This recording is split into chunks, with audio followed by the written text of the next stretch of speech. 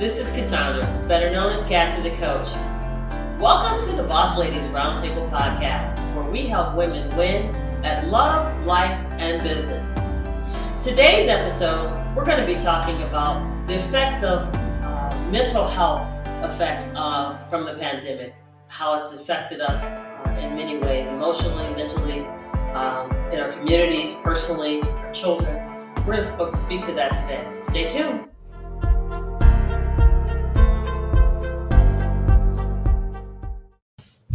Hey everyone, this is Cassandra Sims, known as Cassie the Coach. I want to welcome you to the Boss Ladies Roundtable Podcast. And we have our host here today, our co-host here with us today. That's Christina here, and we've got Camille here. And we're excited to be before you again today for our listening audience and our viewing audience. And we want to talk today. Today's subject matter is something that hits all of us on so many deep levels, personally, our families, our communities, youth, America, and the world at large. It's the pandemic. It's the effects of the pandemic and how it has affected our mental health, how it's affected our emotional health and our well-being, and just how it's affected us. We know it's something that a lot of you are feeling, and we want to talk about those things, and we're going to talk about that pink elephant in the room today. You guys comfortable with that? Yep. You ready to roll? Okay. So I'd like to start with this is year two. This is year two of the pandemic, and let me also say I just had for the first time in 2 years gotten over COVID-19. I got COVID, and it took me 2 weeks to get over it. I was literally sick the first 4 days, couldn't get out of bed, and then it slowly just wore on me, and then by about the second week I started feeling better. And I'm grateful that I'm vaccinated, and I've taken one booster shot, and my symptoms were minimum in that I was not hospitalized, and they weren't extremely serious. But they were enough to keep me from working for the last 2 weeks, so that was an issue for me. And I think, Camille, you had an experience too, right? Yeah, I had COVID probably about 3-4 weeks ago and was sick as a dog. But I would say the impact of COVID on my mental health started before I got COVID. So we were 2 years in, past 2 years in, right? Yeah. And when I caught it, and so it was hard just physically, but the mental health component I think started way back when, right? Because not only did it just completely disrupt our lives and our way of being, there are things that were happening in life, and COVID just kind of compounded it, right? Yes. All the disruption just made it that much more challenging because of the isolation and other things. So I did want to share some stats in terms of just to kind of kick us off, right? Yeah. In terms of what are the studies showing? So the World Health Organization reported that the pandemic triggered a 25% increase in the prevalence of anxiety and depression, which was triggered by social isolation, loneliness, fear of infection, grief, and the exhaustion of health workers. And we all know most health workers are women. Young people overall and women were hit the worst. Women are also reporting an increase in anxiety and depression globally. A study by an organization, the CARE Rapid Gender Analysis Study, and they looked across 38 countries and reported that women are reporting an increase in anxiety and depression globally, 3 times that of men. And 25% of women reported an increase in stress, anxiety, and other mental health struggles. And the last thing was that I wanted to share just kind of to provide context is there's an increase in the reporting of domestic violence cases by women. Yes. So yes, it's a struggle for us as women, for families, and then people across genders, right? So we're non-conforming just across humanity. Exactly. So Christina, what are your thoughts? What's your thoughts on that? My thought is, yes, we were already in a disarray, when it came to mental health issues before the pandemic hit. And it just multiplied what was already, compounded what was already here.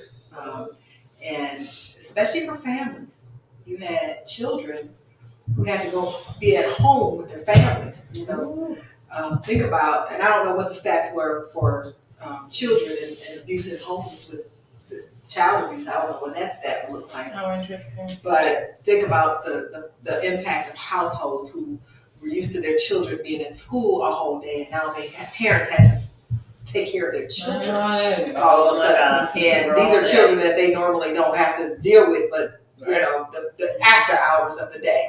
Right. And you know, I think it really shed some light on families. And so if there were already issues in the family before the pandemic hit, it was compounded by COVID because they were stuck with each other. You were able to live with the distractions of life, and now it was like, no, there was no distraction. It's in your face. Yeah. And you must deal with it. You had to deal with yourself. You had to deal with well, you were faced with the challenge of yourself and your issues, your marriages, your children, the other mental things that might have been going on, finances. So it opened up a scab. It's like it was a wound already, right? Wow. It scabbed over and it pulled the scab off, Yes. and it's like everything's exposed now, and it's like there's no going back once you do that.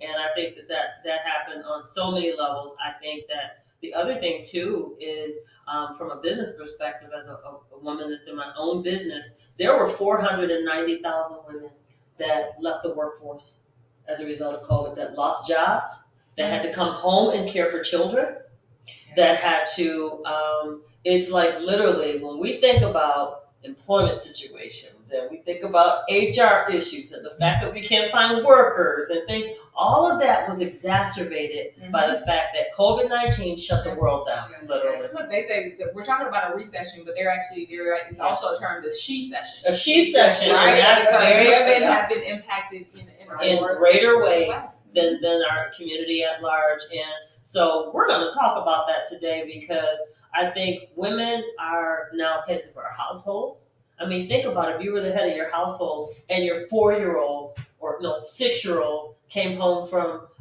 kindergarten or first grade, and now you have to figure out how to manage that, and what do you do about going to work?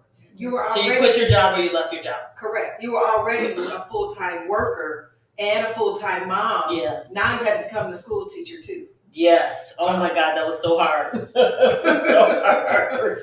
So parents' jobs were multiplied. You know, they had to manage their children's schedules, their teachers, their homework. Look, if you had mommy guilt from being a working mom, right? At least your kids was in school and that gave you an excuse to not give them attention. But if you were in corporate and you could work from home and then you could call that but you there and you still feel like you can't give them attention all day. Talk about compounding mommy guilt. You really feel like I'm a bad mother. Because they don't have anything to do. It's one thing if you're on work, which is unfortunate for those, but I had to work. My job got harder. Yeah. Because I had to figure out how do you keep this company going right in the midst of COVID. Yes. Are we gonna do layoffs? Are we not? Like, I was working longer hours from home. I did too. Right. So then you have the burnout for people who had to work, right? Because think about it. When we were in the offices, you guys, you talked to people. You got to went to the bathroom. That's it. You had coffee. You had the coffee chat, right? Yeah. You had the coffee machine or the water cooler talk. So you probably let's be real. You probably worked straight, maybe 5.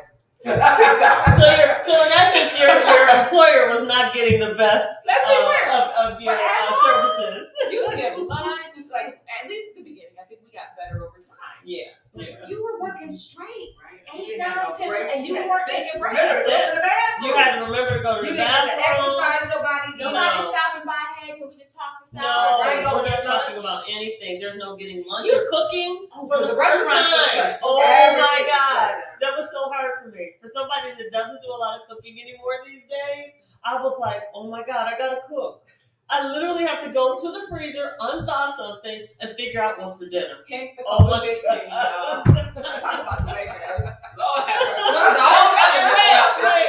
Okay, did you guys see that one cartoon that showed up? It was a black woman standing in front of the refrigerator with her like shorts on and stuff, looking like, oh my God, I'm here again. And it's just like, what else is there to eat? And I have never in my life had the experience of being so conscientious of food. I had breakfast, I had lunch and I had dinner and snacks in between. I do not eat like that when I'm at the office.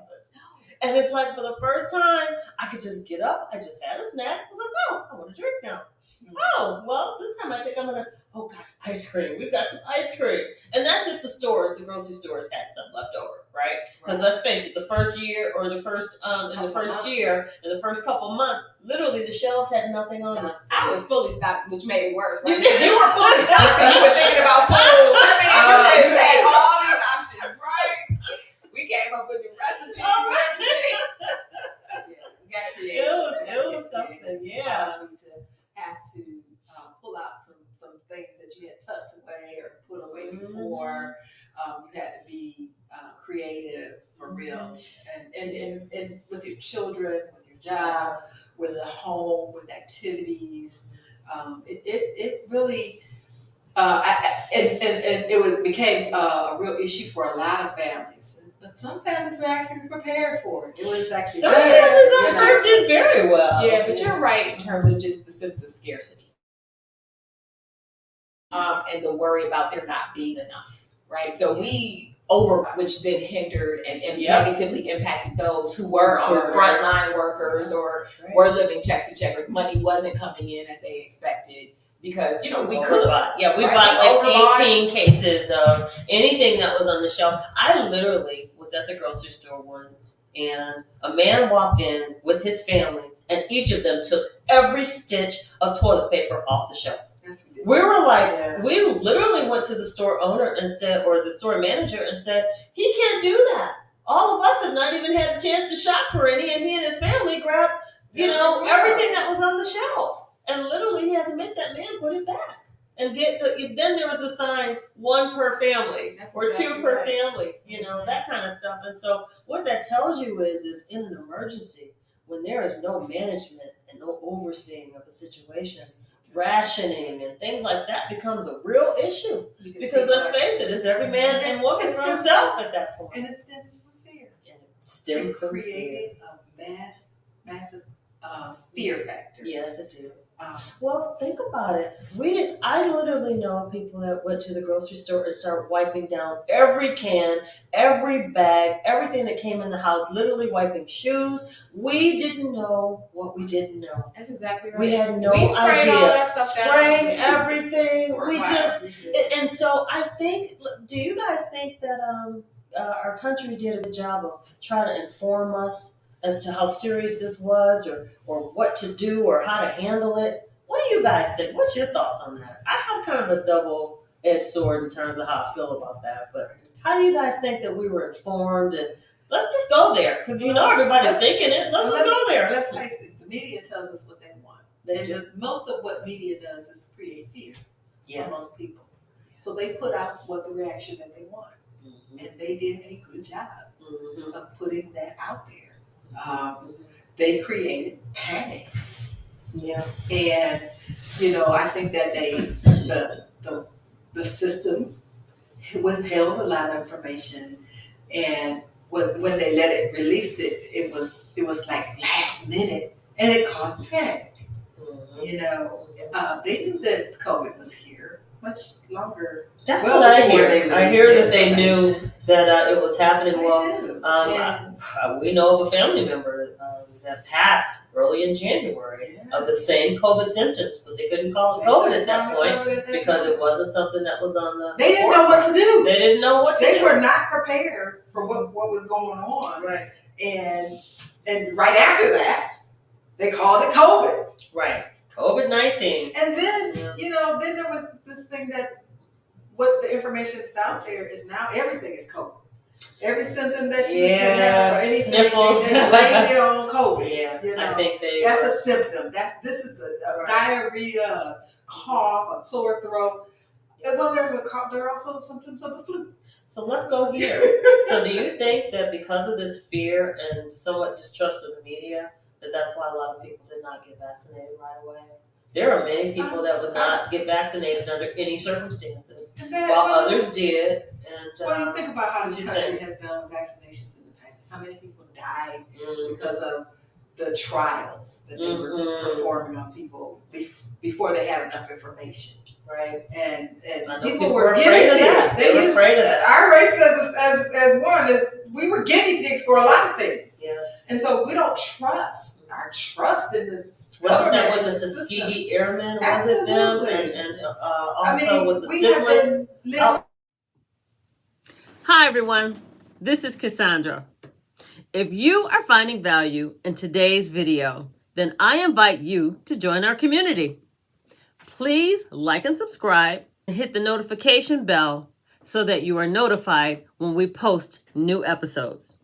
Now, if you want to reach me directly, you can reach out to me via email at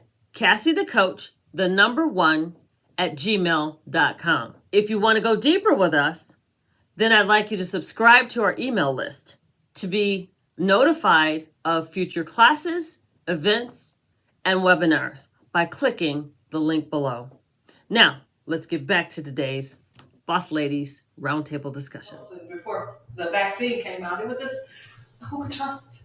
And that's What? why there was a lot of pushback Absolutely. on getting the vaccine and the Well, vaccination. what's interesting is you have the African American community that just don't trust. Yeah. Because of the There's a lot of past. distrust. And Because our past history was this we don't know government. what y'all put in. Y'all might be testing us. You might put Yeah. something in there that is African Oh, American. Lord. But then you actually have a huge sect of Caucasians, Republicans, whatever group you want, however you want to They were define like, it. we're not getting it, And there's a mistrust of government in general. and in general. Right? Our democracy as it exists today is cracking at its foundation because the government is not trusted for a multitude of reasons. Yeah. And so I wouldn't blame it completely on media. This government was at the leadership. They were at the helm. The helm shared. Right. And then media can stoke fear, right, based on the messaging and what they. And what the government wants to be out there. Yeah. Right. So they work. They kind of go hand in hand. But it's been crazy. But they created a world. They call it pandemic, and they created world fear.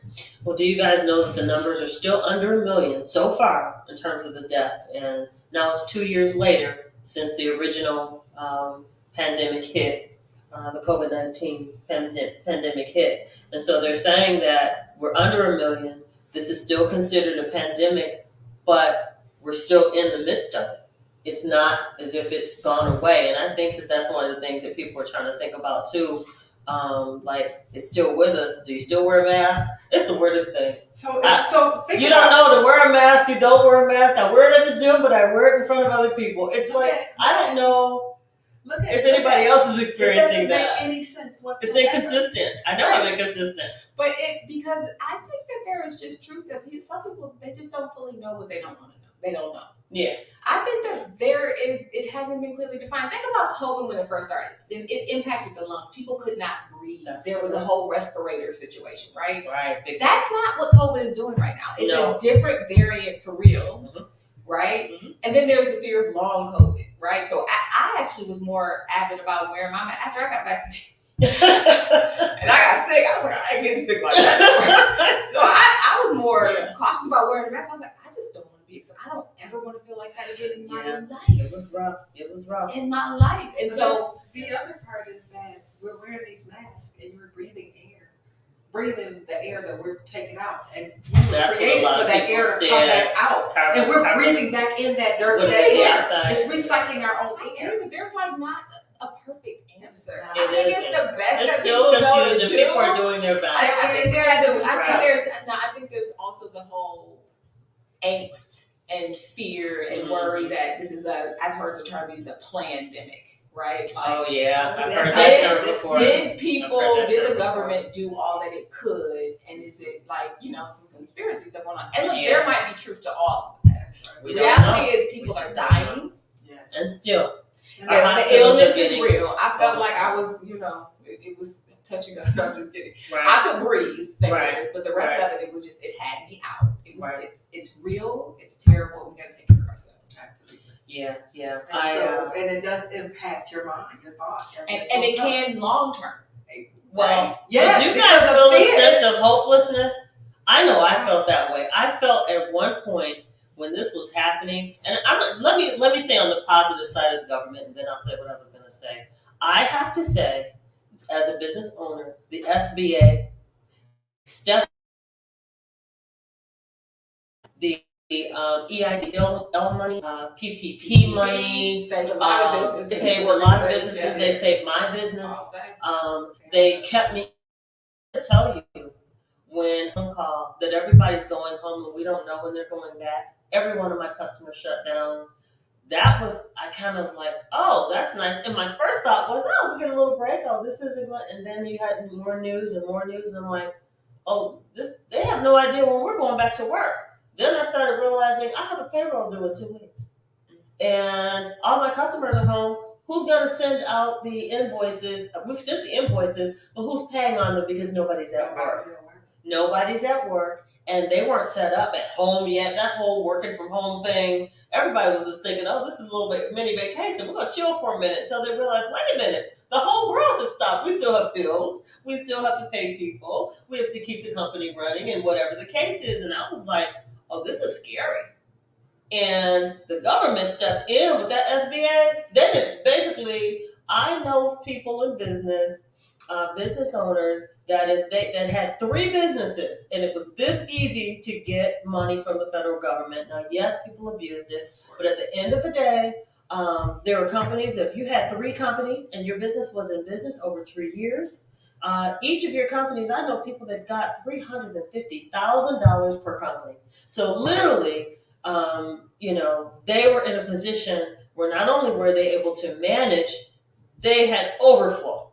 Yeah. And that's kind of some of the. I don't say that's abuse, because if you rightfully have 3 companies and you've got 130 people that you're responsible to, or 250 people you have to pay, you deserve to do that because you need to pay your people to keep your company open. And I have to tell you, the EIDL money, that saved me. That PPP money, it saved me and a lot of my friends in business, and a lot of business owners I know, and people that work for companies. We were able to stay afloat. And on the positive side, in a massive pandemic, I think the government did pretty well just jumping in with 2 feet. It wasn't a lot of paperwork. Firstborn, you didn't have to you didn't have to qualify for loans and your credit, all that stuff. Your business for 3 years, and you had documentation. You had a need and or a situation, you were able to get money. I kept my money and the others, and that's how I'm here today, because I know many company friends and people that went out of business during the pandemic, still not opened up to this day. So for that, thank you, Lord. I'm very grateful to still be in business. Praise God. So let me say that on the positive side of the pandemic.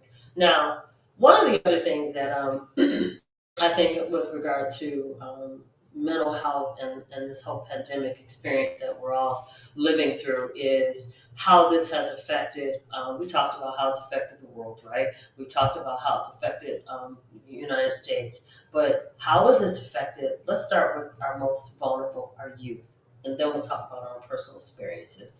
My daughter is 19. She's at Michigan State University, and she cannot go back to school for her first year in school. Well, it's 2 years ago, right? And so she was bringing work home. I saw her change from talking to a young lady. She wouldn't come out of her room at a certain point. I could literally go a day or 2 and not see my kid. And I would literally have to knock on the door and say, hey, how you doing? You okay in there? How's everything going? And she was just so closed off. She was on Zoom all the time. And then I slowly started to realize the communication level was not there. It was like pulling teeth to talk to her. She just kind of went into a shell. And I know she was suffering from depression. She did get to talk to her friends on the phone, but it's not the same. You can't go from seeing your friends every day in school, having friends in a social life, and then going from that to nothing. And I think that hit our kids in ways that we will never still be able to measure that, even to this day.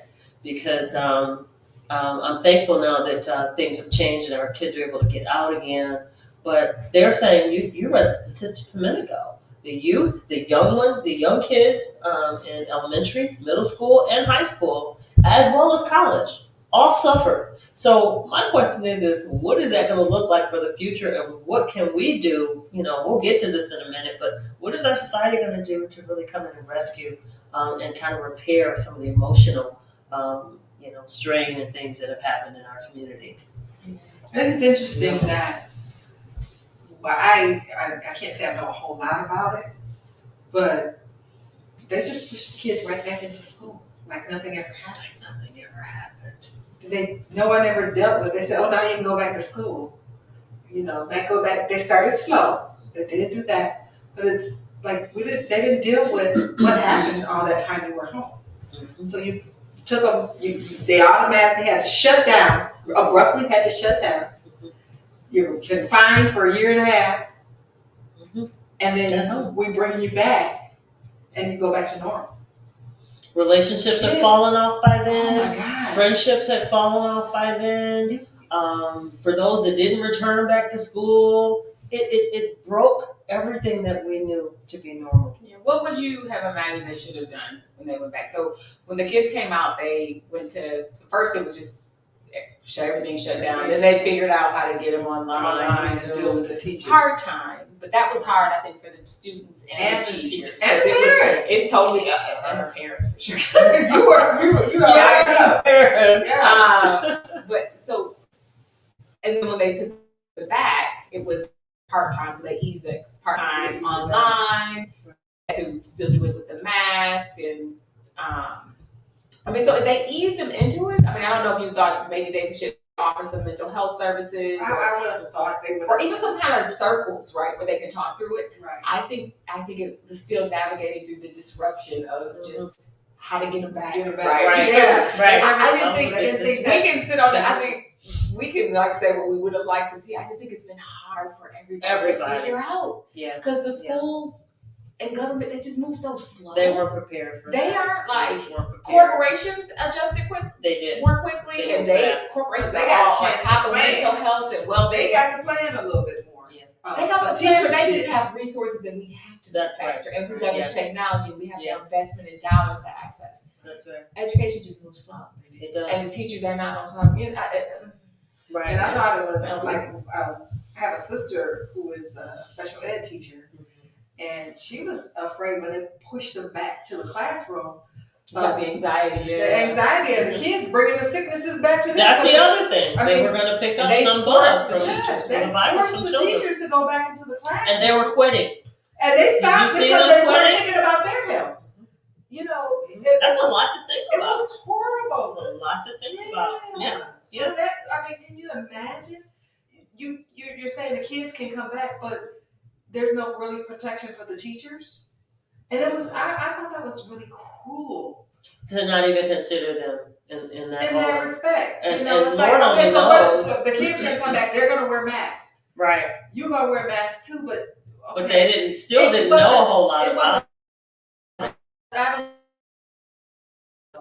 It was an even assessment, Mhm. both the classroom and for the student and the teachers. Right. It was more about getting those students back, Mhm. and not enough consideration for For the health and wellness of the because teachers. the teachers have to Yeah. come back and deal with the children from everywhere. Yes. And were they vaccinated? And or you're right. what They kind weren't of whole vaccinating situation children. They weren't. They weren't vaccinating the And children. so they could bring stuff from their So parents that's a major back to the issue. classroom, Yeah. infect the teachers, and all that. And so I Yes. think it was a real strain for educators as well. Oh yeah. Oh yeah. Yeah. And I still think it still affects them. I think it does even to this day. I agree with you on that. They shut down a few times. That Right. when Some of the outbursts came when back they came back and forth, and they're trying.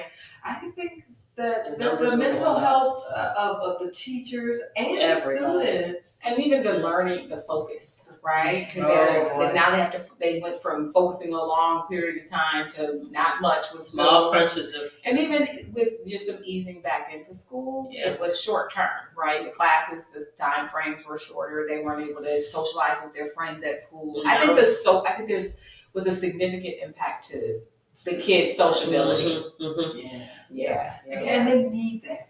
They have to Especially in their have it. That's age. part of. That's why they It's have all recess. done. So I would ask my kids, I'm like, y'all should have y'all friends over. They're like, well, they really just don't hang out like that. They don't. Unless it's a party or something. They don't get together. They don't like get that. together. No. Even Like, to this is the day. first time I say just like a random weekend. If it's like not Wow. anything special, I can count on 4 fingers since the pandemic how often he's done it. Wow. And it's like they just don't. I'm like, man, my kids don't have friends. That's what I said. I was like, oh my God, my daughter doesn't have any friends. But you gotta think the parents, Oh. families have had to be very, very careful. Yeah. Because you don't know where people have. And you invite people into your home. You could be inviting in the virus. It's true. You could be inviting That is COVID-19 in. stressful. You don't It's very know stressful. who you're, where you know where they've had a contact. Right. You know what I'm saying? Mhm. Who they've been exposed to. Mm-hmm. That's crazy. That's a fear factor, Mm-hmm. and it's crazy. And don't be a person that's responsible for taking care of your elderly mother or Right. father, and or someone that has a underlying health issue. Right. Yeah. That's another thing, because now they can't get the virus and recover Right. as Like if we somebody did. that was healthy would. Right. Because we know, we've seen that, right? Too many times where just people just did not recover. Yeah. So it has been a whirlwind, to say the least. But I have to tell you, on many, many personal levels, I think all of us have dealt with that. I mean, I've dealt with just, it's 2 years in, right? I think I'm not getting my best, get up and go, that whole, taking charge of things, charging the hill. I don't know. I feel like, oh, here we go again. We're just going to keep moving forward. But I have my days. Some days I'm like, ooh, I'm all over things and just constantly working. But other days I feel like I need a nap. There are days